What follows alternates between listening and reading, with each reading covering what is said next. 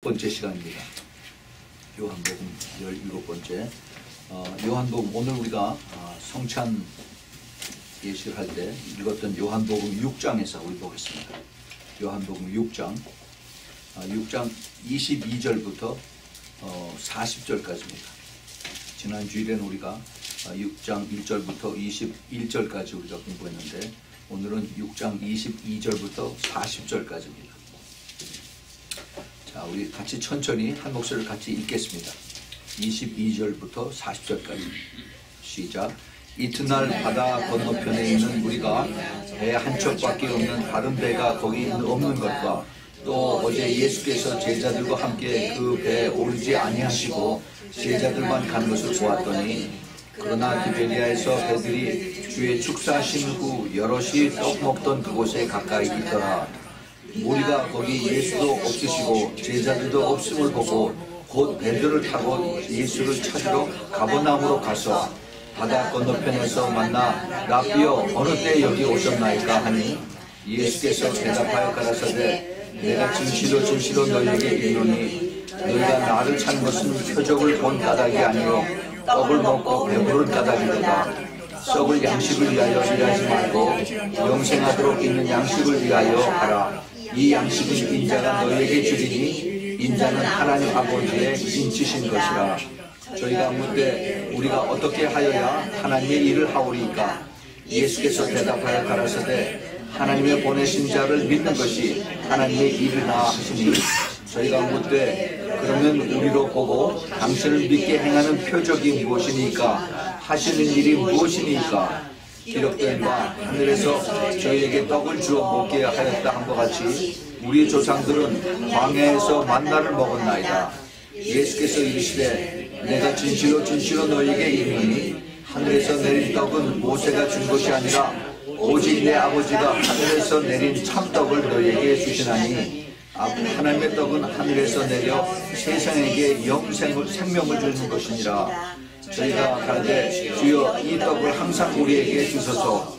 예수께서 가라사대 내가 곧 생명의 떡이요 내게 오는 자는 결코 줄이지 아니할 터이요 나를 막는 자는 영원히 목마르지 아니하리라.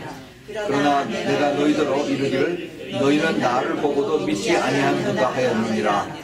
아버지께서 내게 주시는 자는 다 내게로 올 것이요 내게 오는 자는 내가 결코 내쫓지 아니하리라. 내가 하늘로서 내려온 것은 내 뜻을 행하려 함이 아니요 나를 보내신 이의 뜻을 행하려 함이니라. 나를 보내신 이의 뜻은 내게 주신 자 중에 내가 하나도 잃어버리지 아니하고 마지막 날에 다시 살리는 이것이니라. 내 아버지의 뜻은 아들을 보고 믿는 자마다 영생을 얻는 이것이니 마지막 날에 이를 다시 살리리라 하시니라. 아멘. 아멘. 잠깐 기도합니다.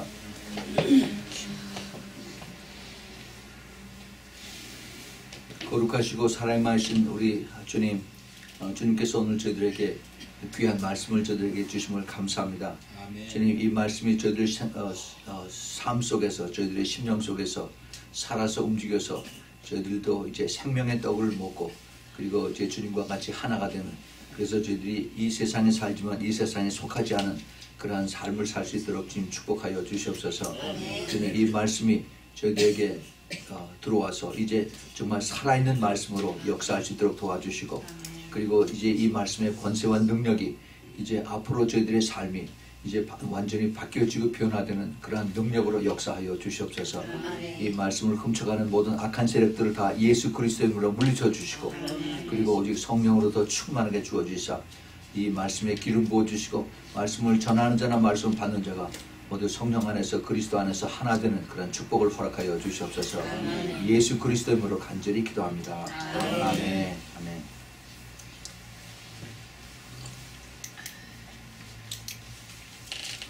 오늘은 요한복음 이제 17번째 우리가 공부하는 시간입니다.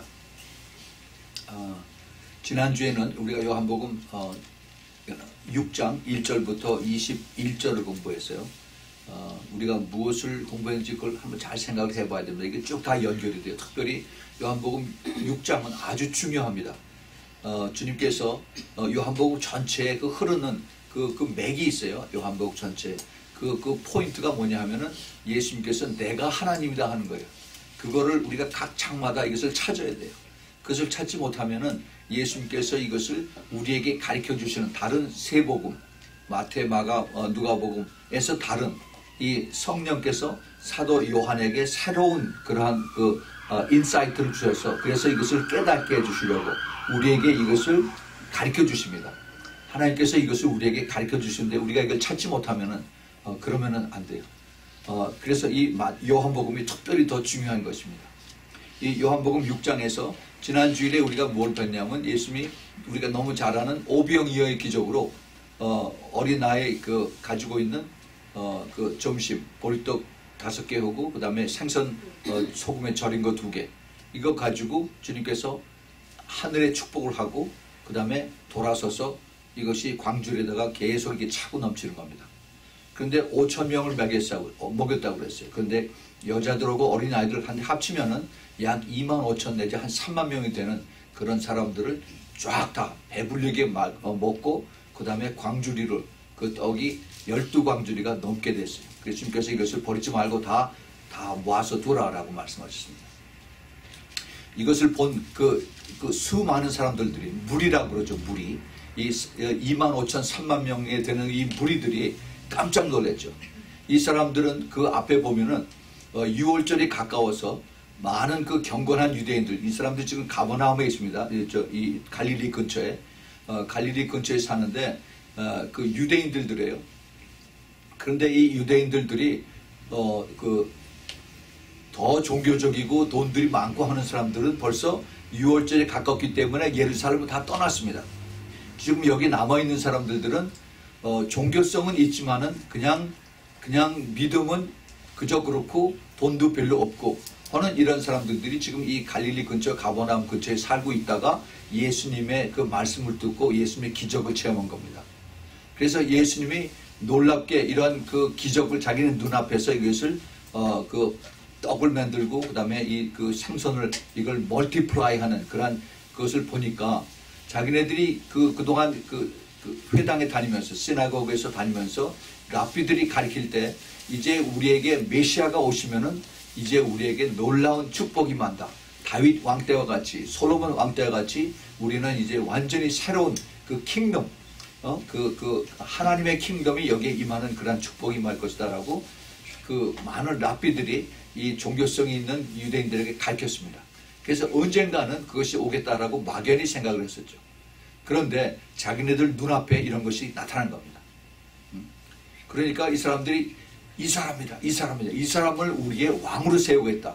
그래서 이 수많은 한 2만 명, 3만 명 되는 사람들이 예수님을 이제 붙잡고 그래서 우리의 왕이 되옵소서 하고 그렇게 하려고 했는데 예수님이 그걸 아시고 이제 그들을 뒤로 하고 혼자서 몰래 이제 산으로 가서 아버지하고 밤새도록 기도하는 그런 것이 지난주에 우리가 공부한 것이었습니다. 자, 여기서 중요한 것을 배워야 됩니다. 예수님께서 그 떡을 만들어서 이것을 수많은 사람들에게 그걸 배불리게 먹이게 한 것은 물론 그 사람들 불쌍히 여기는 그 주님의 컴패션 이것도 있어요. 그렇지만은 내가 바로 이 생명의 떡의 주인이고 내가 하나님이다 하는 것을 암암리에 영적으로 그것을 가르쳐 주시는 것이었어요. 근데 이 사람들이 깨닫지 못했어요. 여기 6장이 굉장히 깁니다. 앞으로 이걸 2번 내지 3번에 더 나머지 나눠서 이렇게 하는데 여기에 중요한 것들이 예수님께서 내가 생명의 떡이다 하는 것이 이것이 이제 그 키워드예요. 오늘 우리 성찬식 하면서 우리가 그 요한복음 6장 53절부터 58절까지 그것을 읽었는데 거기에 키워드가 오늘 우리가 공부한 여기서부터 계속 나옵니다. 아버지의 뜻이 뭔가 그리고 이 생명의 떡이 뭔가 하는 것을 계속 주님께서 이것을 나타내시면서 그것을 통해서 이것이 누가 이것을 하는 거냐 이것이 주인이 누구냐 이것이 아버지의 뜻이다 하는 것을 계속 가르쳐서 이게 바로 나다 하는 것을 주님께서 우리에게 가르쳐 주신 것입니다. 이것은 이 사람들이 지금 깨닫질 못합니다. 예수님의 제자들도 몰랐어요. 나중에 이제 예수님의 제자들이 성령을 받고 난 다음에 아, 그것이 바로 생명의 떡이 바로 예수 그리스도였구나 하는 것을 깨닫고 이제 사도 요한이 이것을 쭉 적었죠. 이 말씀이 그 유대인들에게 구약에 있는 말씀을 가지고 예수님께서 이것을 인용을 해서 그래서 이것을 쭉 설명을 해줍니다. 예수님이 이 땅에 오신 것은 그 제일 먼저 유대인들에게 자기 백성에 가서 내가 메시아다, 내가 예수 그리스도다 하는 것을 가르쳐주고 나를 믿고 너희들이 이제 구원을 받으라 하는 것이 있었는데, 그런데 이들이 배척을 했죠. 예수님을 배척을 했어요. 예수 그리스도가 이들에게 가서 너희들이 그동안 맹목적으로 양을 잡고 그 다음에 그 유월절을 지키고 그 다음에 그 나팔절을 지키고 또 그 다음에 초막절을 지키고 하는 이 절기가 다 나를 위한 것이다 하는 것을 이것을 계속 가르쳐주고 하는데 이 사람들이 이걸 받아주지 않아요. 그냥 종교적인 것으로 그대로 받아줍니다. 그러니까 예수님이 그냥 말씀을 하시고 그대로 지났어요. 물론 예수님이 그 당시의 사람들에게 내가 이것을 한번 얘기함으로 인해서 너희들이 다 깨달으라고 절대 생각지는 않습니다. 더더군다나 그 당시에 종교 지도자들, 바리새인들, 대제사장들, 사두개인들, 또 그 다음에 그 서기관들, 지금으로 말하면은 신학교 교수들이고 그 다음에 목사들인데 이런 사람들한테 얘기를 해도 그것을 깨닫지를 못하는 겁니다. 왜냐? 이 구약에 있는 말씀을 다 풀어서 얘기를 해주는데 이게 성령의 조명을 받지 않으면 그게 풀어지지가 않아요. 예수님은 아시고 이것을 가르쳐 주셨지만은 이걸 듣는 사람이 성령의 이것을 받지 못하면은 이게 무슨 소리인지 알 수가 없습니다. 그러니까 듣고서 그냥 그런가 보다. 그래서 여기 있는 사람들이 여기서 예수님에게 받은 것은 눈에 보이는 그 실물, 이 떡이 이제 이게 멀티플라이 돼서 그냥 이게 수많은 사람들 먹이는 이게 눈에 보이는 기적이에요. 이것을 보고 이 사람이 메시아구나 하고 그렇게 판단하는 겁니다. 그러니까 이 진짜의 그 보물을 찾지 못하고 눈에 보이는 거 가지고 이 사람을 우리의 왕으로 삼자 하고 그러고서 이제 따라다닐 겁니다. 근데 예수님께서 이걸 다 아셨죠. 그래서 아하, 내가 이 사람들에게 같이 오래 있으면 안 되겠구나. 예수님이 이 땅에 인간의 몸으로 오셨기 때문에 예수님이 이 사람들하고의 그 하나님의 모습이지만은 인간의 모습으로 오셔서 인간의 감정도 가지고 계셨어요. 이 사람들이 예수님의 손다리 다리 다 붙잡고서 가지 마세요, 우리하고 같이 있으세요 하면서 때를 쓰면은 예수님도 마음이 약해질 수가 있기 때문에 그래서 예수님이 이들을 뿌리치고 몰래 산으로 혼자 가서 아버지하고 계속 기도한 겁니다.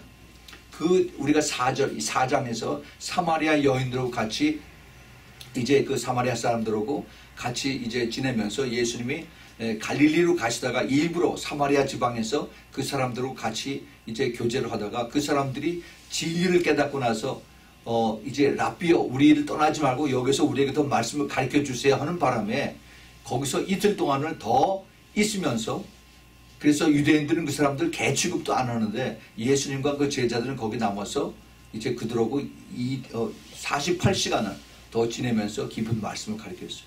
근데 이 사람들은 그것을 그대로 받아들이고 믿었다라고 했어요. 그래서 그들에게 구원이 임했습니다. 그런데 유대인들은 안 그랬어요. 자기네들이 더 안다라고 생각을 하고 그리고 그 사마리아인들을 전부 다 야만인들 취급을 하고 했으면서도 궁극적으로 자기네들이 받아들인 건 떡만 먹고 그 다음에 공짜로 눈에 보이는 건 바로 먹고 그 다음에 영적인 건 다 이렇게 다 배척을 했습니다. 그래서 그 마태복음 11장에 보면은 그 12장 끝에 보면 11장 마지막이구나. 예수님이 갈릴리 지역에 있는 가버나움과 그 다음에 베사이다하고 그 다음에 또 하나 베사이다, 가버나움, 그 다음에 고라신 이 세 도시에 사는 사람들 거기서 기적을 제일 많이 베풀고 그랬는데 너희들이 안 믿었다. 그래서 마지막 때 너희들이 이제 소돔과 고모라보다도 훨씬 더 많은 그 하나님의 재앙이 그들에게 임할 거다. 이렇게 주님께서 아주 거기에 예언을 하셨습니다. 이 유대인들이 하나님의 말씀을 제일 먼저 받은 그러한 백성들, 엄청난 축복을 받은 백성들입니다. 그런데 이 말씀이 아무리 말씀을 받고 하나님의 선민으로 택함을 받았어도 자기네들이 겸손해져서 그래서 성령을 받지 않으면 이게 아무 소용이 없어요.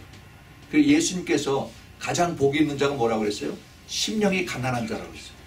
심령이 가난한 자는 내가 영혼이 내 심령이 내 마음이 겸손해져야 돼요. 내가 다 알아 안다라고 절대 그러지 말고 내가 틀릴 수도 있고 그리고 내가 더 배울 수가 있다라고 생각을 하고 받아들이면은 그러면은 내가 더 많이 배우고 깨달고 그리고 더 성장해지는데 그렇지 않고 나는 다 안다라고 팔짱 쫙 끼고 앉아서 이렇게 노려보고 있으면은 그러면은 그 교만 때문에 영적 교만 때문에 성령이 그냥 떠나가 버려요.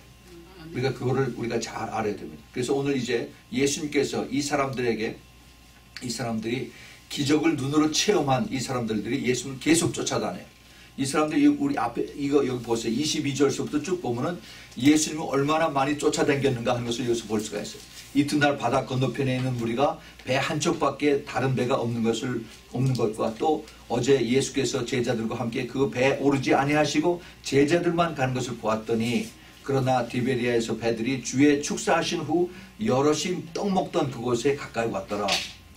무리가 거기 예수도 없으시고 제자들도 없음을 보고 곧 배를 타고 예수를 찾으러 가버나움으로 가서 바다 건너편에서 거기서 드디어 만났습니다. 라비아 어느 때 여기 오셨습니까? 그러니까 이 사람들이 그 가버나움 그 갈릴리 북쪽에 있는 조그만 도시들하고 그다음에 거기를 계속 왔다 갔다 하면서 배를 타고 가다가 결국 찾았어요. 그만한 열심들이 있었습니다. 이 사람을 붙잡아야만 우리가 이게 이제는 평생 먹고 살겠구나. 우리가 로마 거버먼트한테 우리가 계속 텍스를 내고 그러는데 우리가 메시아가 오면은 우리 텍스도 안 내고 우리 땅 도로 찾고 그다음에 우리가 이제 그 포도밭도 더 넓게 하고 양들도 마음대로 키울 수 있게 되겠다라고 생각을 하고 이 예수 그리스도를 자기네들에게 기적을 베푼 예수 그리스도를 이제 메시아로 삼고 그것을 이제 찾고 있었던 거죠. 더 쉽게 얘기하면은 예수 그리스도를 정치적인 메시아로다 본 겁니다. 정치적인 메시아. 요즘 그런 거 많죠. 지금 정치 하나 끝다리 잡아가지고 그래서 누구하고 같이 붙들어서 있으면은 누구 이름 팔아서 그래서 이게 출세해줘서 그래서 이제 자기가 높아지는 이런 것들이 사람들의 욕심이에요. 여기 있는 사람들은 이제 그 성령을 받지 못한 사람들, 이 사람들이 바로 이제 예수 그리스도를 꼭 붙잡아서 우리가 이 사람하고 같이 있으면은 우리가 굶어죽을 걱정은 안 하겠구나 하는 그 확신을 가지고 이제 이를 따라가는 겁니다. 자, 그래서 이제 오늘 우리가 읽었던 그 22절서부터 40절까지의 이 긴 이 단원을 이 세 가지 단원으로 구분할 수가 있어요. 22절서부터 29절까지는 무리들이 예수님을 찾는 그 목적에 대해서 쭉 설명을 하고 있습니다. 그리고 이제 30절서부터 33절까지는 모세와 만나와 그리고 하나님의 떡에 대해서 설명을 하고 있고 그 다음에 34절부터 40절까지는 생명의 떡과 그 아버지의 뜻이라고 하는 그러한 뜻으로 주님께서 여기서 말씀을 하고 계십니다. 자, 그래서 이제 오늘 이제 그 첫 단계에서 보면은 왜 사람들이 예수님을 찾는 목적이 뭔가?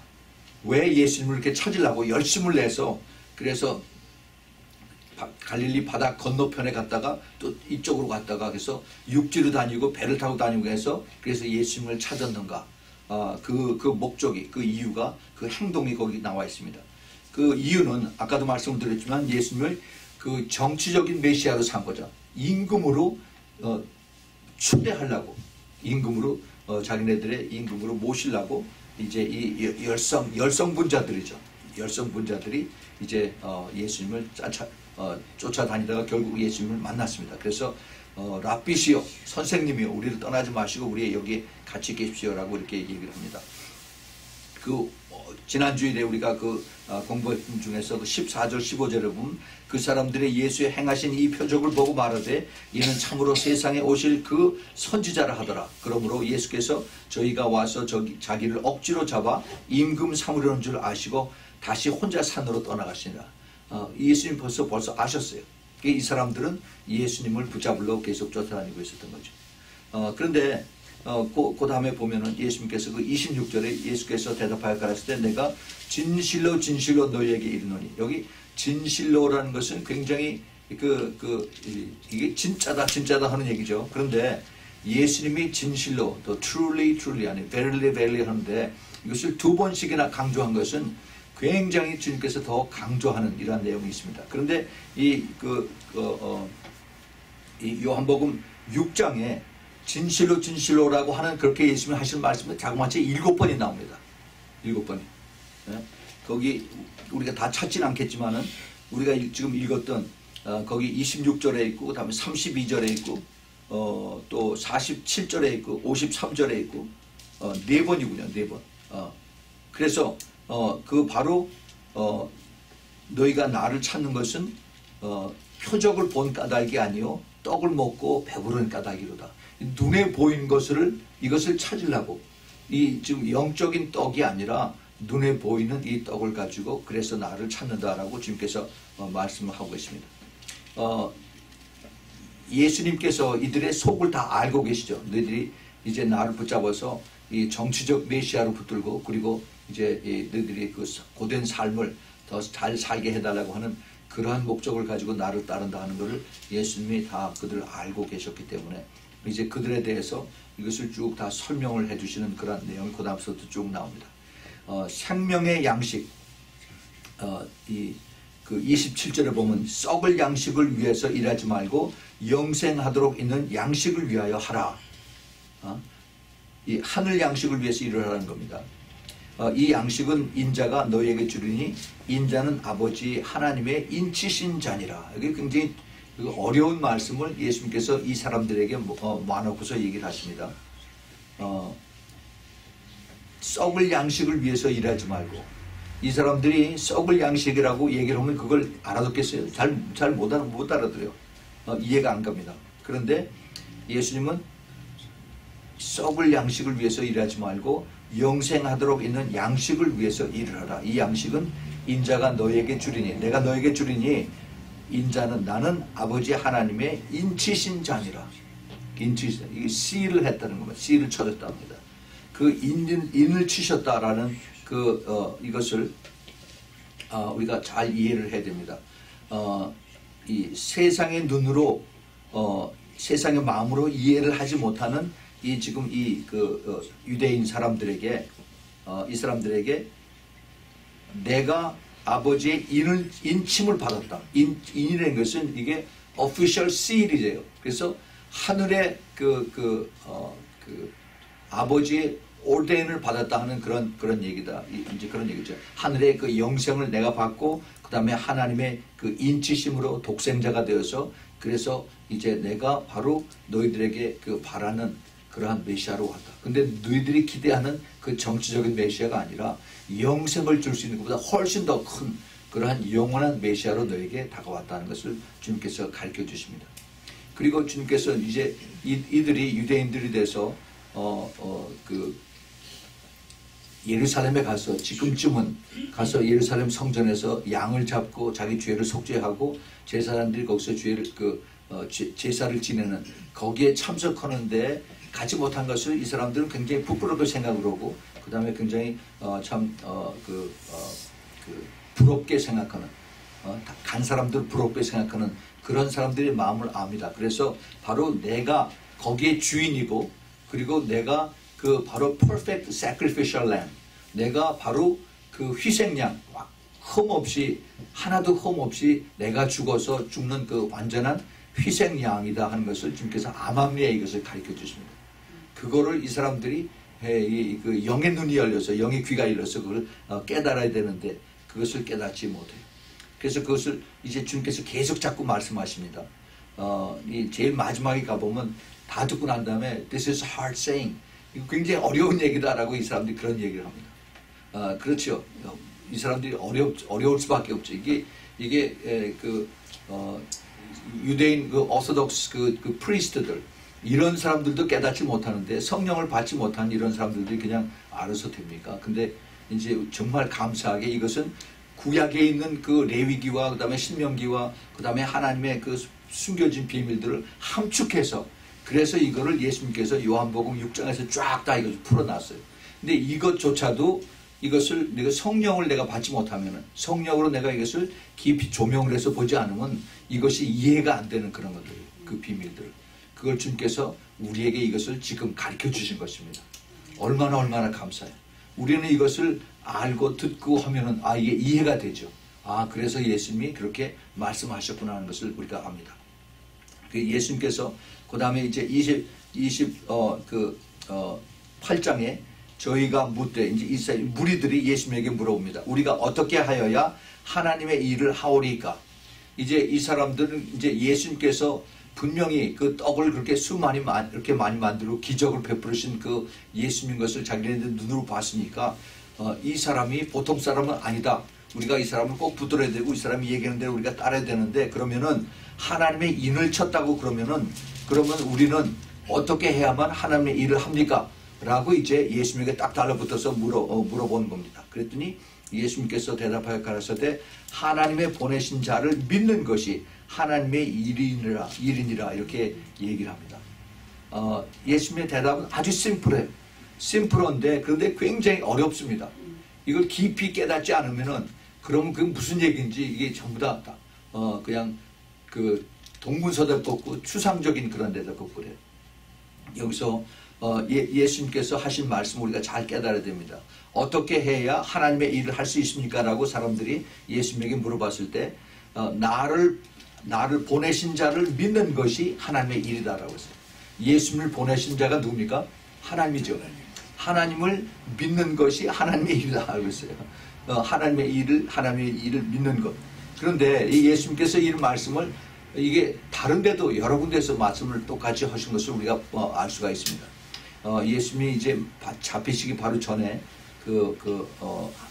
아버지께 이제 혼자서 기도하는 그런 내용 중에 이런 것이 나오죠. 요한복음 17장 3절에 영생은 곧 유일하신 참 하나님과 그의 보내신 자 예수 그리스도를 아는 것이니라 그랬어요. 예. 그 예수 그리스도를 안다는 건 내가 믿는 거다. 그런 얘기랑 마찬가지죠. 예수 그리스도를 아는 것은 내가 믿는 것이라는 거죠. 그래서 예수 그리스도를 참 하나님과 그 예수 그리스도를 아는 것, 믿는 것이 바로 하나님의 일이라는 겁니다. 하나님의 일. 네. 우리가 그거를 잘 깨달아야 돼요. 이제 여기서부터 계속해서 이제 주님께서 여기 그 똑같은 얘기, 하나님의 일, 하나님의 떡, 그 다음에 하늘에서 내려온 것, 계속해서 주님께서 이것을 자꾸 리피트 해가면서 주님께서 우리에게 이것을 말씀해주고 계십니다. 자, 그 다음에 이 사람들이 예수님께서 하신 말씀을 잘 못 알아들었어요. 그러면서 뭐라고 얘기했냐면은 그 무리들이 거기서 30절 31절에 저희가 묻되 그러면은 우리로 보고 당신을 믿게 행하시는 표적이 무엇이니까? 하시는 일이 무엇이니까? 아직도 지금 궁금증이 안 풀렸어요. 나를 보내신 하나님의 보내신 자를 믿는 것이 하나님의 일이다라고 예수님께서 대답을 그렇게 해주셨는데, 그런데 이들이 그러면은 우리가 당신을 믿게 하는 그 표적이 뭡니까? 이 표적을 또 요구합니다. 그리고 그 하시는 일이 그것이 뭡니까? 라고 이렇게 물어봐요. 그러면서 이 사람들이 자기네들이 가장 확실하게 이것을 내세울 수 있는 것이 바로 모세와 그 다음에 만나입니다. 구약의 이것을 가지고.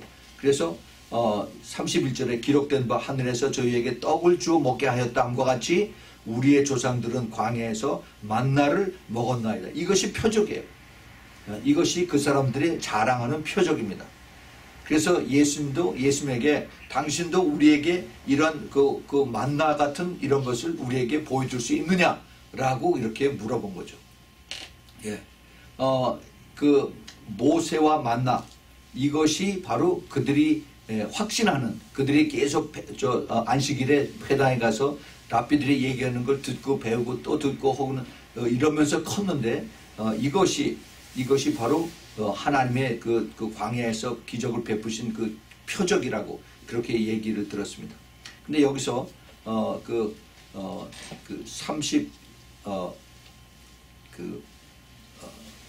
30절 31절에서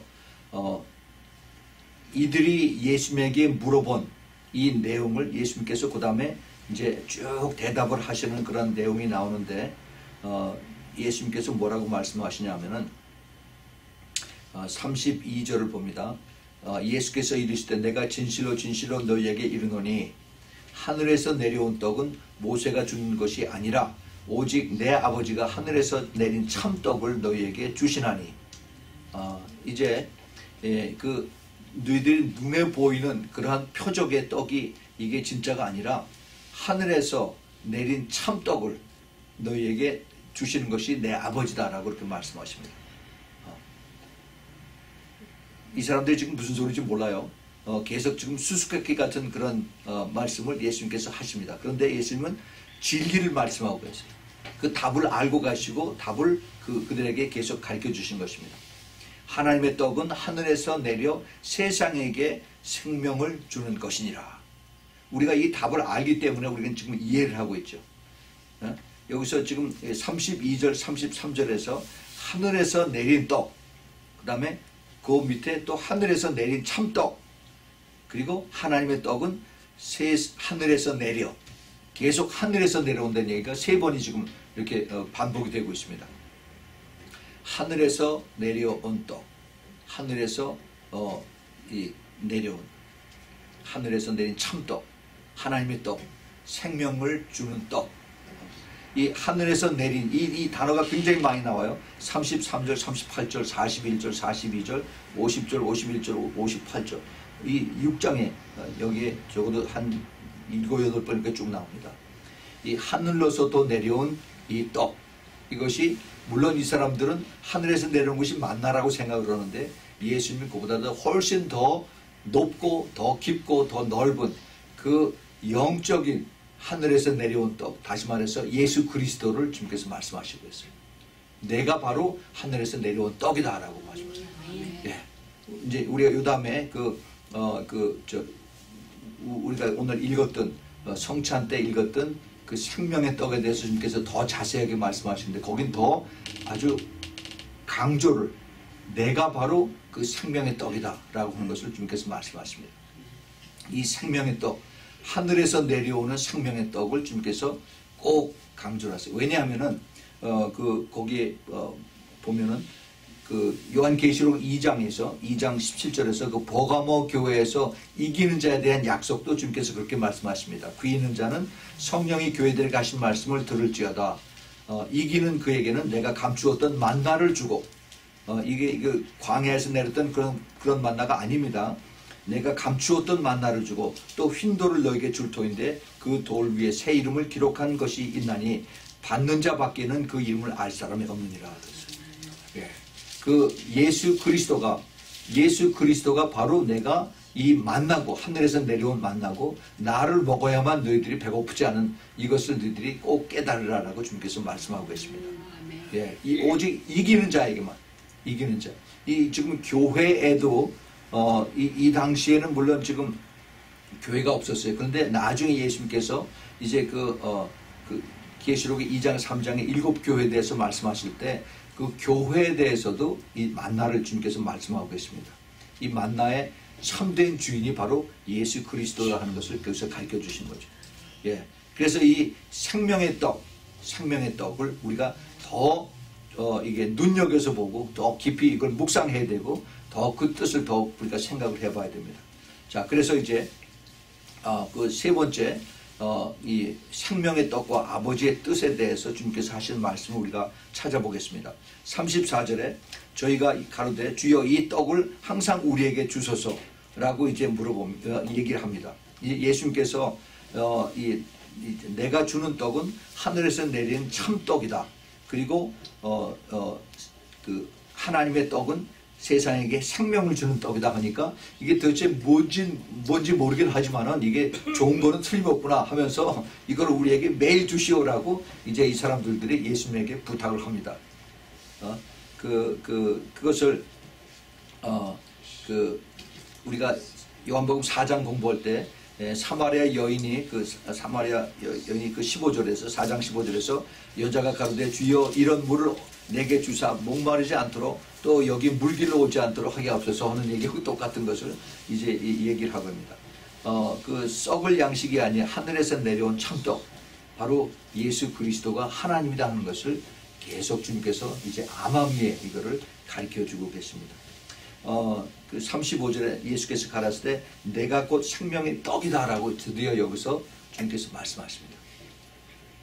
내가 곧 생명의 떡이다 라고. I am the bread.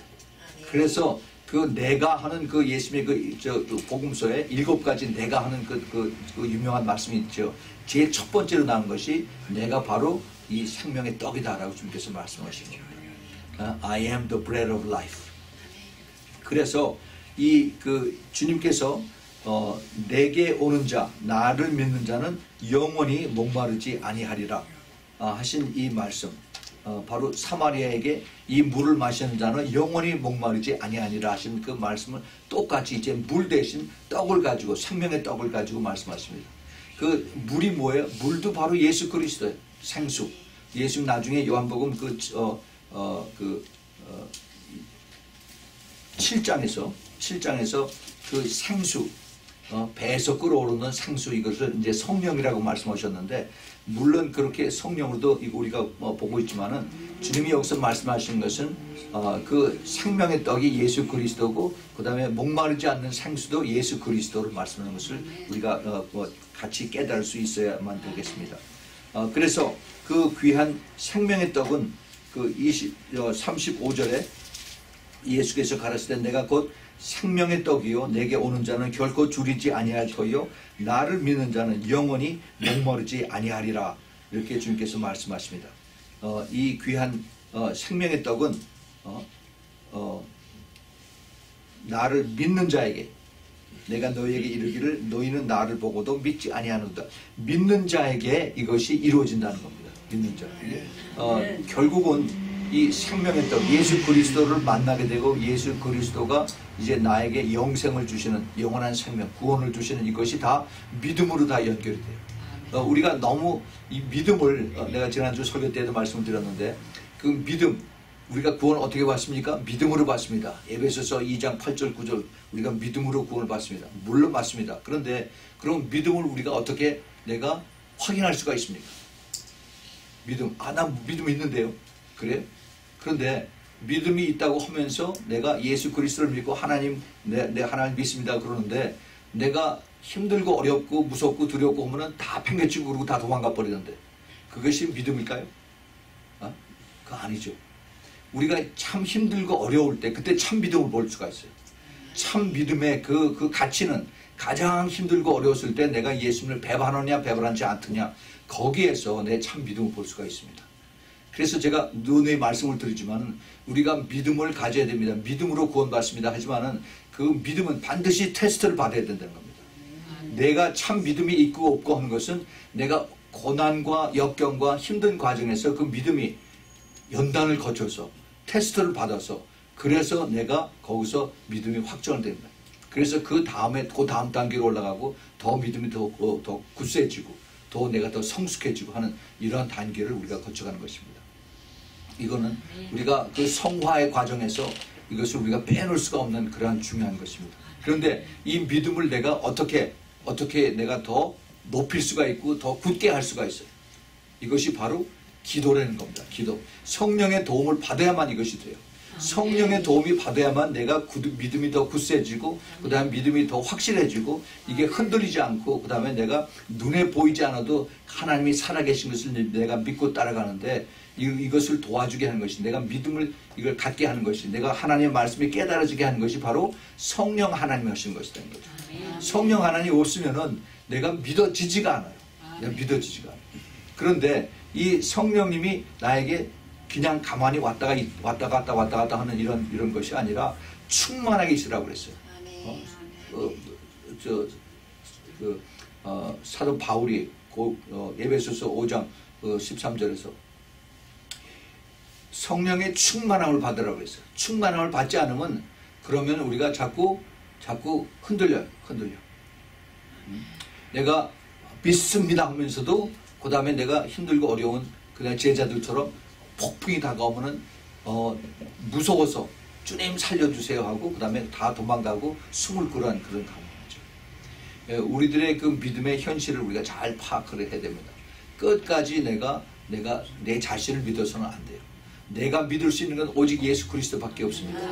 주님 나를 도와주세요. 성령님 나를 더 믿음을 키워주세요. 그 예수님의 제자들도 예수님이 계속 데리고 다니시면서 믿음을 테스트를 하죠. 그 믿음이 예수님 보시기에 너무나 형편없어요. 이 폐역한 세대에 사는 자들은 내가 얼마나 너희들과 같이 있어야 되느냐고 예수님께서 그들을 질타를 하십니다. 그때 그 제자들이 선생님이시여 우리에게 믿음을 더 없어서 이렇게 부탁을 하죠. Increase our faith. 그 믿음이 오르갔다 내려갔다 한다는 얘기예요. 우리가 믿음을 더 높일 수가 있고 아니면 더 우리가 가만히 있으면 믿음이 쭉 떨어질 수가 있고 그거를 우리가 영적인 눈으로 볼 수 있어야 됩니다. 그럼 어떻게 우리가 믿음을 더 높일 수가 있느냐? 성령의 도움을 받아야 돼. 성령의 도움. 이것을 우리가 도움을 받을 수 있는 것이 바로 기도입니다. 기도. 기도를 통해서 우리가 더 주님과 가까워지고 성령의 충만함을 받고 그리고 우리가 끝까지 달려갈 수 있는 그러한 용기와 힘과 믿음과 그 다음에 그 능력이 나타나는 것입니다. 우리 주님께서 우리에게 이것을 이제 하나하나 가르쳐 주십니다.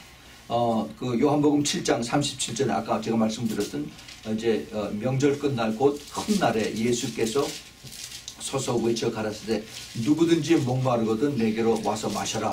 나를 믿는 자는 성경에 이른 것 같이 그 배에서 생수의 강이 흘러나리라 하시니 이는 그를 믿는 자의 받을 성령을 가리켜 말씀하신 것이라 하겠습니다. 요한복음 7장 37절 38절 39절에 그래서 그 사마리아 사람들 거기 아까 우리 36절에 보면은 예수님께서 그 사람들에게 이렇게 얘기하세요. 그러나 내가 너희더러 이르기를 너희는 나를 보고도 믿지 아니하는도다 이렇게 말씀하세요. 이 사람들은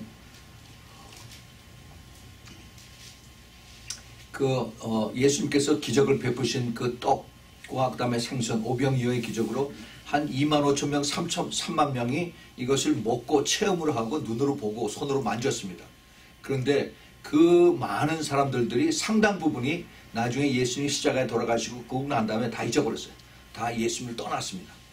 떠났어요. 그거는 굉장히 우리가 믿음상으로 이렇게 보면은 그 예수님께서 여기서 지금 하신 말씀이 굉장히 참 그 깊이 있는 말씀을 하고 계세요.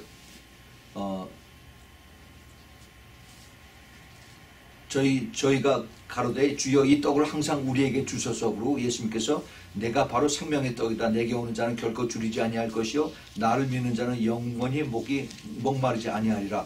이렇게 말씀을 하시고 난 다음에 그 다음에 예수님께서 하신 말씀하시기를 그러나 너희는 나를 보고도 믿지 아니하는도다 이렇게 말씀하세요. 이제 이들이 나를 배반할 것을 아시고 주님께서 말씀하신 거예요. 오히려 믿음이 적다고 너희들이 그렇게 얕보는 사마리아인들은 나를 보고 그 다음에 끝까지 나를 따라왔는데 그런데 오히려 너희들은 나를 버린다 그래요. 참 보면 그 영적인 그 원리라는 게 참 묘합니다. 누가복음 17장인가요? 거기 보면은 10 문둥이가 그 예수님이 문둥이를 고친다고 하는 얘기를 듣고 예수님 앞에 와서 찾아와서 그래서 도와달라고 그러죠. 고쳐달라고 그러죠. 살려달라고 그래요. 그 예수님 불쌍히 여기셔서 그들 다 말씀으로 다 치유하십니다. 그래서 이들이 할렐루야 하고 이제 다 자기네들이 버림받아서 자기 가족들하고 같이 살지도 못하고 또 그 유대인들 그 촌에 있지도 못하고 따로 구석에 살고 있다가 이제 자기네들이 다 손 떨어진 손가락이 다시 나고 몸이 회복이 되니까 이제 신나서 집으로 다시 가려고 그러는데 가다가 다시 한 사람이 왔어요. 그 사람이 사마리아 사람입니다. 이방 사람. 그래서 예수님이 그걸 다 보셨죠. 다 알고 계셨어요. 10사람이 치유받지 않았냐? 그런데 나머지 9사람은 어떻게 되냐? 너 혼자만 왔느냐? 그리고 그 사람은 그 문둥병을, 그 나병을 치유받은 것뿐만 아니라 그 자기의 영혼도 구원을 받았습니다. 영생의 구원을 받았어요. 그래서 그 사마리아 사람, 그 유대인들에게 버림받고 차별대우받고 그리고 참 그 업신여김을 받는 개라고 그렇게 취급받던 야만인이라고 취급받던 이런 사람들의 영혼이 오히려 더 겸손해서 그래서 예수 그리스도의 더 큰 축복을 받을 수 있는 그 자리라는 겁니다. 아까 제가 말씀드렸어요. 참 복이 있는 자가 심령이 가난한 자라고 했어요. 심령이 가난한 자. 가난한 자. 누가복음 그 4장에 보면은 그 심령이 가난하지 않고 그냥 가난한 자라고 했어요. 돈이 없는 자가 복이 있다라고 했어요. 굉장히 그 뜻이 깊습니다. 우리 사람들이 무엇을 믿느냐? 내 주머니에 돈이 얼마나 있느냐 이거를 믿고서 내가 더 그 무서움이 있었다가 무서움이 덜했다가 이거로 나타납니다. 내 아카운트가 얼마나 더 깊어지고 높아지고 더 두꺼워지느냐에 따라서 내가 더 든든해지고 그다음에 내 믿음이 더 커지고. 예수님께서 그걸 왜 모르시겠어요? 그래서 이들에게 주님께서 가르쳐 주십니다. 참 그 진리를 아는 자는 자유한다라고 말씀하세요. 예, 그것을 우리가 깊이 깨달아야 됩니다. 우리 주님께서 이것을 우리에게 그 사마리아인들은 그것을 깨닫고 오히려 겸손해져서 이것을 자기네들의 그 병만 치유받는 것이 아니라 영생도 영원한 생명 지옥 가지 않고 천국에 살 수 있는 그러한 축복을 얻는데 그런데 오히려 자기 동적인 유대인들은 교만해서 그래서 이제 단물만 쭉 빨아먹고 오병이어의 기적만 체험을 하고 그리고 이제 떠나는 사람들이 되었습니다. 그것을 우리가 이것을 깊이 깨달을 수 있어야만 됩니다. 예수님께서 보여주시는 그 표적이 너희들이 지금 내 그 정치적인 메시아를 찾지만은 그게 아니다 하는 것을 계속 이게 암암리에 가르쳐 주고 계십니다. 37절에 보면은 아버지께서 내게 주시는 자는 다 내게로 올 것이요 내게 오는 자는 내가 결코 내어 쫓지 아니하리라. 여기 지금 예수님께서 하시는 여기 말씀이 굉장히 좀 어렵습니다. 아버지께서 내게 주시는 자가 누군가? 이 사람들은 다 내게로 올 것이요 내게 오는 자는 내가 결코 내어 쫓지 아니하리라. 이렇게 말씀하세요. 근데 아버지하고 예수님하고 하나인데 그런데 아버지께서 그 예수님에게 이렇게 붙여주시는 자가 누구인가 하는 거죠. 그런 사람들은 다 내게로 예수님께로 다 온다라고 했어요. 근데 예수님께 오는 자는 내가 결코 내어 쫓지 아니하리라. 이게 이제 지금 주님께서 이 구원에 대해서 말씀하신 거예요. 이걸 우리가 잘 이해해야 됩니다. 이거는 사실은 이거 깊은 것은 저도 잘 몰라요. 하나님께서 이게 너무너무 큰 비밀과 진리를 여기에 숨겨 놓으셨는데 이 구원이라고 하는 것은 하나님의 주권적인 부르심과 택하심이 있어요. 하나님의 주권적인 absolute sovereignty라고 그러죠. 영어로. 그것에 대한 하나님의 전능으로 이것을 하나님이 부르시고 택하십니다. 근데 예수님께서 이것을 오셔서 청함을 받은 사람은 많지만은 택함을 받은 자는 적다라고 말씀하세요. 그렇죠? 예, 그런데 그게 하나님의 전적인 하나님의 권능에 속해 있는데 그러면 우리는 어떻게 이것을 받아들여야 되느냐? 우리가 이것을 내가 반대해도 하나님이 강제로 나를 구원시키는 것인가? 아니면은 내가 어떤 반응을 해야만 하나님께서 나로 하여금 그 구원의 완성에 이르게 하는가? 이것이 아직도 지금 신학적으로 굉장히 이게 뭐 예정론이다. 아니면 내가 이것을 순종을 해서 따라야 된다. 이것을 얘기를 하고 있습니다. 그런데 아직도 그것이 확실하게 이게 또 줄을 쫙 커서 이것이 진짜고 이것이 가짜라고 얘기를 할 수가 없어요. 이게 영적인 비밀이고 영적인 그 사역에서 일어나는 것이기 때문에 우리는 지금 대충 하나님께서 모든 것을 다 알고 계시고 주관하시고 컨트롤하고 계시지만은 우리로서는 내가 이것을 내가 기쁨으로 받아들이고 아멘하고 그 다음에 순종하고 따라가는 것입니다. 그런데 만약에 내가 예수 그리스도를 믿다가 내가 시험에 들어서 그래서 내가 모든 것을 싹 다 잊어버리고 같은 교회에 있는 사람한테 내가 그 사람한테 믿고 철저하게 믿고 그 사람에게 내가 돈을 꽂았는데 그 사람이 다 사기치고 다 도망가 버렸어요. 그러면 이 사람이 너무 실망을 해서 내가 철저하게 그 사람이 예수 믿는 사람이고 믿음이 좋은 사람이라고 해서 그래서 믿고 따라갔는데 그 다음에 이 사람이 나를 속이고 내가 완전히 망했으니까 그럼 어떻게 할 것이냐. 지금 그런 케이스들이 종종 많은 교회에서 일어나고 있습니다. 이거는 정말 그 사람을 보고 내가 실족하느냐 아니면 하나님을 보고 내가 다시 회복하느냐 이것을 우리가 잘 봐야 되는 것입니다. 그런데 사람들이 그래요. 돈 때문에 그 믿음을 저버립니다. 돈 때문에 사람을 속여요. 돈 때문에 예수님을 다 배척을 합니다. 그것은 정말 큰 실수를 하는 것이에요. 우리 하나님께서 그것을 다 알고 계세요. 그까지 돈 얼마 때문에 내가 당장 뭐 2년, 3년, 5년을 내가 잘 살았다고 합시다. 근데 남의 돈 가지고 남의 돈 띄워먹고 그렇게 오래오래 잘 살 수가 없습니다. 그런데 그러고 나서 영원한 곳에 eternal hell, damnation, 그 영원한 곳에서 내가 불모 속에서 고생하고 힘들고 어렵고 그 다음에 이를 갈고 그렇게 사는 것이 나은가? 아니면은 내가 지금 억울하고 오히려 내가 돈을 떼고 내가 고생당하고 이걸 그 어려운 과정을 통해서 내가 오히려 예수님을 더 깊이 밀고 알고 다시 회복이 된다면 사실 그것이 더 화가 아니라 복이 될 수가 있습니다. 예. 그래서 하나님께서 우리의 모든 것을 다 보고 계시고 알고 계시고 주관하시지만은 그러나 우리를 억지로 팔을 비틀어서 예수 믿고 구원받으라고 하진 않어요. 우리 하나님은 인격의 하나님이기 때문에 우리 한 사람 한 사람을 주님께서 다 이렇게 높이세요. 내가 스스로 이것을 알고 결정을 해서 그래서 순종하고 따라오기를 바란다는 것입니다. 그게 아니고 내가 여기에 이 사탄은 계속 우리에게 와서 사탄이 하는 게 뭐예요? 시험 들게 하는 거예요. 시험 들게. 예수님께서 너희들이 시험에 들지 않도록 깨어서 기도하라고 그랬어요. 예. 근데 내가 기도 안 하고 그러면은 자꾸 사람들 얘기 듣고 그 다음에 뉴스에 보고 그 다음에 신문에 보고 가서 여기에 괜찮다 해서 가다가 거기 가서 이제 그 낭떠러지로 떨어지는 것입니다. 그래서 이제 내가 사람을 믿었다가 내가 완전히 망했다라고 하면서 나 예수 안 믿어 뭐 이러고 하면은 손해는 누구예요? 자기 손해지. 자기 손해. 그래서 우리가 하나님의 그 사랑, 하나님의 은혜를 우리가 배우지만은 이게 일방적인 모든 것을 다 커버하는 그런 사랑이나 은혜가 아니 되는 겁니다. 교회에서 잘못 가르치고 있어요. 하나님은 사랑이다. 무조건 사랑이다.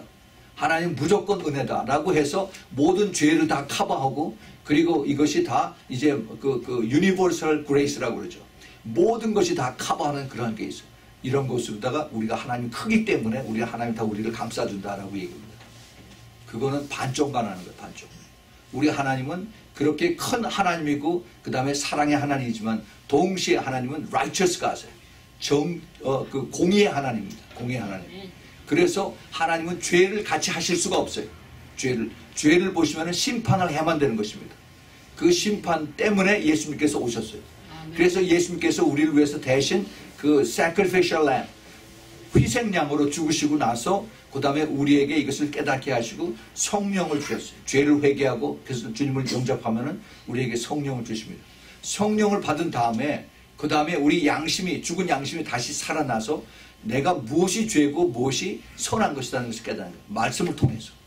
그래서 말씀을 통해서 내가 이제 온전히 따라가는 그것을 배우는 것입니다.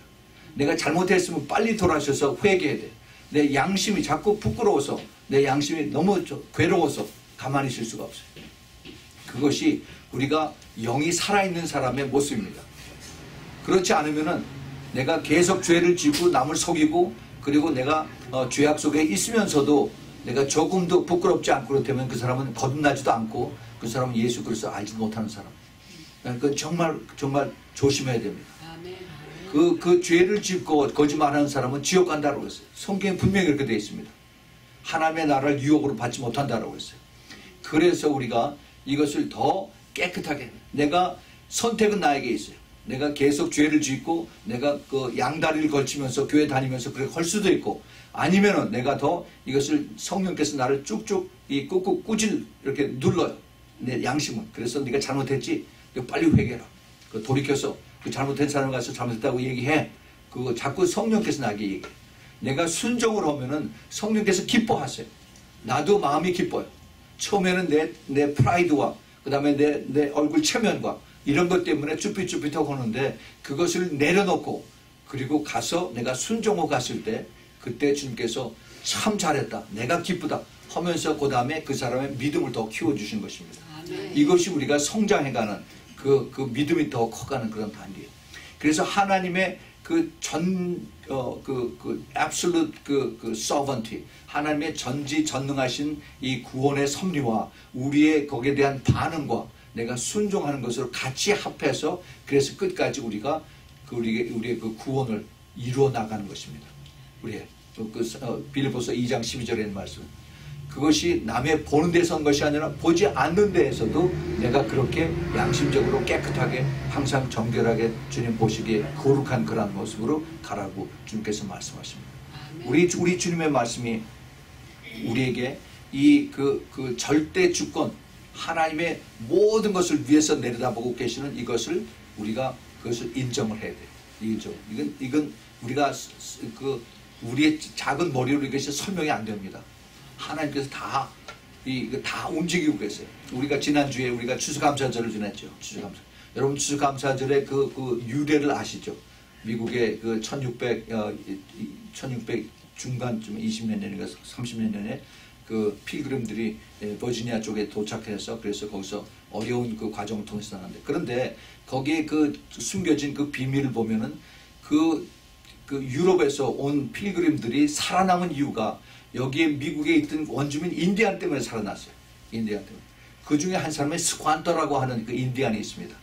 이 인디안이 그 동부 지역에서 살다가 처음에 콜럼버스하고 그다음에 유럽에서 이들이 와가지고 이 아메리칸 인디안들 잡아가지고 그래서 노예로 배에다 태우고서 유럽으로 가져갔어요. 유럽으로 데려가서 거기서 노예를 부리고 있습니다. 그 다음에 창살 갖다 집어넣고 그 다음에 원숭이처럼 보여주고 그 다음에 이 사람들 자기네들 그 부자들이 자랑하고, 그 중에 그 여러 명이 붙잡혀갔는데 그 중에 다 풍토병으로 죽고 이 스관타라고 하는 이 청년이 열심히 살아서 그래서 이제 그 주인이 일을 잘하는 걸 보고 돈을 많이 받고 영국에 있는 귀족에게 팔았습니다. 그 영국에 있는 귀족이 그 집에서 이 스관터라고 하는 아메리칸 인디안을 사가지고서 열심히 일을 하는데 이 사람은 굉장히 똑똑하고 믿음이 좋아요. 근데 그 영국 자기 집 주인이 크리스찬입니다. 그래서 이 크리스찬 주인이 이 사람에게 이 복음을 전하고 예수를 믿게 하고 영어를 가르쳐 주고 그랬어요. 그래서 이 서로 이제 그 크리스찬들의 그 펠로십이 시작이 된 거죠. 그래서 그 주인이 굉장히 하나님의 그 주시는 감동을 받아서, 야 스관토야, 내가 원하는 게 뭐냐? 내가 너의 그 원한을 들어주고 싶다라고 했더니 내가 내 고향으로 돌아가서 내 동족들에게 예수 그리스도를 알려주는 것입니다. 그래서 그 주인이 그래 그럼 내가 너를 이제 그 배삭스를 주어서 그래서 배를 타고 이제 다시 고향으로 돌아가게 했습니다. 그래서 돌아갔어요. 그래서 거기서 끝나는 줄 알았는데, 그런데 필그림들이 동부에 와서 지내는데 이 사람들이 거기에 처음에 갈 때 미국의 아메리칸 대륙이라고 얘기하지 않고 서인도 제도라고 그랬어요. 인도의 한 부분이라고 했어요. 그래서 굉장히 더운 줄 알고 전부 다 여름 옷만 입고 와가지고는 겨울에 다 추워서 얼어 죽은 사람들이 대부분이고 병에 전염병에 앓아서 다 죽었어요. 그런데 그 사람들에게 와서 옥수수 씻는 법을 가르쳐주고 칠면조 잡아서 이것을 해주고 하는 것을 가르쳐준 것이 바로 아메리칸 인디안들이었습니다. 근데 그 인디안들이 영국에서 온 그 필그림들을 그 사람들을 도와주고 하는데 그 중에 한 사람이 영어를 기가 막히게 하는 사람이 있었어요. 그 사람이 바로 스관토입니다. 이 스관토가 이 영국 사람들이 가서 커뮤니케이션이 전혀 안 되는데 이것을 가르쳐 주면서 물고기 잡는 법, 그 다음에 칠면조 야생 조류 잡는 법, 그 다음에 옥수수 씻는 법, 이 팝콘도 아메리칸 인디안이 만들어냈어요. 그래서 미국 사람들에게 팝콘을 가르쳐 준 겁니다. 그래서 이런 것을 통해서 나중에 이제 서로 얘기가 돼서 어떻게 우리를 도와주게 되냐. 나는 예수 믿는 사람이다. 그래서 거기서 깜짝 놀랐죠. 어떻게 네가 예수 믿게 됐느냐. 내 주인이 영국에서 나를 예수 믿게 해주고 나를 여기 다시 보내줬다. 이 사람이 전혀 예수를 알지도 못하는 사람이 노예로 팔려가서 그래서 스페인에서 그 다음에 영국을 해서 다시 예수 믿는 크리스찬이 돼서 다시 이제 아메리칸 인디안 자기네 본 고향으로 온 것입니다. 이것이 하나님의 전지전능하심 속에 들어가는 거예요. 하나님이 아니면 못해요. 사람이 그 계획에 설 수가 없습니다. 그래서 이 사람을 통해서 하나님께서 이제 앞으로 수많은 미국의 필그림, 미국의 크리스찬들의 기본 생활을 준비하는 이것을 크리스찬 아메리칸 인디안을 통해서 이것이 도움을 받게 된 것입니다. 이것이 하나님의 방법이에요. 하나님의 방법. 우리는 이건 너무나도 이게 참 영적으로 또 무슨 이런 그 피지컬한 이런 것으로 설명하기 힘든 하나님의 그 신비롭고 그러한 것들을 통해서 하나님이 통치하신다 하는 얘기를 우리가 깊이 새겨들어야 되는 것입니다. 우리 주님께서 우리에게 이것을 가르쳐 주십니다. 아버지의 뜻, 아버지의 뜻, 아버지의 뜻. 이제 하늘로서 내려온 것은 내 뜻을 행하려 함이 아니요 나를 보내신 이의 뜻을 행하려 함이니라. 나를 보내신 이의 뜻은 내게 주신 자 중에 내가 하나도 잃어보지 아니하고 마지막 날에 다시 살리는 이것이니라. 아버지의 뜻은 아들을 보고 믿는 자마다 영생을 얻는 이것이니 마지막 날에 이를 다시 살리리라. 계속 지금 아버지의 뜻이 나옵니다. 아버지의 뜻. 하늘로서 내려온 것, 그 다음에 나를 보내신 이의 뜻, 또 나를 보내신 이의 뜻, 또 그 다음에 영생을 얻는 이것. 이 아버지의 뜻, 아버지의 뜻은 바로 그 아버지의 아들 예수 그리스도를 보고 믿게 하는 것이라고 그랬어요. 믿게 하는 것. 영생을 얻고 그 다음에 부활을 약속을 하고 계십니다. 우리가 여기서 나중에 사도 바울이 이거를 이제 어떻게 얘기하냐면은 그걸 미리 택했다라는 그러한 단어를 씁니다. 그 에베소서 1장 4절에 곧 창세 전에 그리스도 안에서 우리를 택하사 우리로 사랑 안에서 그 앞에 거룩하고 흠이 없게 하시려고 하는 그 에베소 1장 1절부터 17절의 그 유명한 말씀이 있는 그 속에 우리를 택했다. 창세 전에 우리를 택했다 하는 그러한 그 이야기를 사도 바울이 합니다. 사도 베드로전서 1장 2절에서 곧 하나님 아버지의 미리 아심을 따라 foreknowledge요. 미리 아심을 따라 성령의 거룩하심으로 순종함과 예수 그리스도의 피뿌림을 얻기 위하여 택하심을 입은 자들에게 편지하노니 그랬어요. 택하심을 입었다라고 했어요. 택하심을. 이것이 사람들은 몰라요. 사람들은 알지 못해요. 그러나 하나님께서 아시고 하나님께서 이것을 오픈하셔서 그래서 그 당사자들로 하여금 내가 반응을 하게끔 만든 것입니다. 반응. 그래요. 똑같이 와서 복음의 메시지를 듣는데 누구는 그것을 듣고 이것이 깊이 깨달아져서 아 내가 지금 죄에서 돌이켜서 이제는 내가 하나님을 믿고 예수를 믿고 잘 가야겠구나 하는 사람이 있는가 하면은 누구는 전혀 그런 거 아무 상관이 없이 그냥 왔다가 앉았다가 그냥 그대로 가는 사람이 있습니다. 네. 그걸 내가 판단을 못해요. 하나님이 알고 계시고 그다음에 하나님께서 그를 택하셨다라고 그러는데 결국은 아무리 그렇게 해도 내가 어떻게 반응하느냐에 따라서 하나님께서 그것이 같이 역할을 하세요. 같이. 우리 하나님은 인격의 하나님이기 때문에 성령 하나님께서 우리를 대신해서 우리에게 이것을 믿음을 주시고 깨닫게 해주시고 성경이 읽어서 깨달아지는 이것을 우리 성령께서 해주시는데 그런데 우리 성령 하나님이 인격의 하나님이기 때문에 억지로 우리를 강제로 이렇게 믿게끔 그렇게 하시진 않는다는 거죠.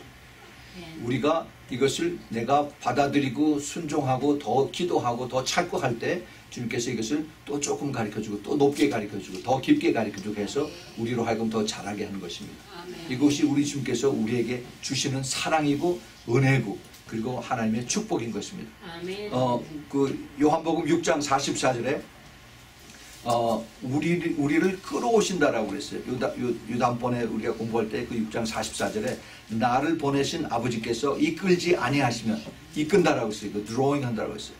이끌지 아니하시면 아무라도 내게 올 수가 없으니 오는 그를 내가 마지막 날에 내가 다시 살리겠다라고 말씀하십니다. 이 이끈다 하는 것도 같은 그 내용에서 볼 수가 있어야 돼요. 그 다음에 또 주신다라고 얘기합니다. 주신다. give. 요한복음 오늘 우리가 읽었던 중에서 6장 32절하고 37절에 하늘에서 내린 떡은 모세가 준 것이 아니라 오직 내 아버지께서 하늘에서 내린 참떡을 너에게 주시나니 그랬어요. give 한다고 그랬어요. 참떡을 주님께서 거저 주신다는 겁니다. 바로 예수 그리스도를 우리에게 거저 주시는 것입니다. 37절에도 아버지께서 내게 주시는 다 내게로 올 것이요 내게 오는 자는 내가 결코 내어 쫓지 아니하리라. 아버지는 우리에게 주시고 이끌어 오시고 그 다음에 우리에게 또 우리를 택하게 하시는 그런 것을 우리에게 허락을 하십니다. 우리 주님께서 여기에서 앞으로 계속해서 이제 주님이 이것을 다시 또 리피트하고 있어요. 생명의 떡을 또 말씀하십니다. 하늘에서 내려온 떡, 생명의 떡. 그 다음에 아버지의 뜻이 뭔가 이것을 또 말씀하세요. 이것을 우리가 잘 깨달아야 됩니다. 아버지의 뜻. 아버지의 뜻은 바로 아들, 그 예수 그리스도를 알고 믿고 그 다음에 순종하고 따라가는 것입니다. 우리가 이것을 잘 알 때. 근데 이것을 방해하는 것이 누구냐? 바로 사탄이죠. 사탄은 이것을 싫어해서 그래서 어떻게든지 우리가 예수를 믿지 못하도록. 왜냐하면은 사탄이 우리에게 오는 것이 예수를 네가 만졌어? 네가 봤어? 어떻게 알고 네가 믿어? 하고 우리에게 자꾸 의심을 주는 것이에요. doubt, 우리를 의심케 하는. 그래서 우리에게 믿음으로 자꾸 떨어져요. 특별히 현대 과학이 있어서 과학으로 증명을 해보라라고 자꾸 얘기합니다. 그 예수 그리스도의 성령의 역사를 우리가 과학으로 증명을 못해요. 우리가 그 3차원의 세계에서 우리가 그 지식을 알고 지식을 실험해서 이것이 맞는지 틀리는 것이 이것을 확인하는 것이 과학인데, 그런데 이것으로 그 멀티 디멘셔널 이 하나님의 역사, 성령의 역사를 분명히 이것을 증명을 할 수가 없습니다. 우리는 이것을 겸손한 마음으로 내가 하나님 앞에 구할 때 그때 하나님께서 우리에게 이것을 깨달음을 주세요. 알게 해주신 것입니다. 그래서 주님께서 겸손한 자는 더 은혜를 받는다라고 말씀하셨어요. 우리는 이것을 가지고 더 알면 알수록 더 겸손해지고 더 낮아지고 더 성숙해지는 그러한 여러분들이 되길 꼭 부탁을 드립니다.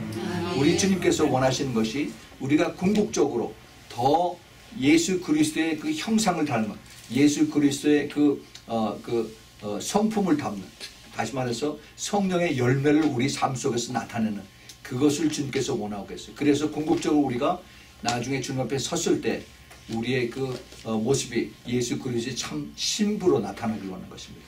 근데 그 신부가 그렇게 결코 쉽지가 않아요. 자동 케이스로 그렇게 된 것은 절대 아닙니다.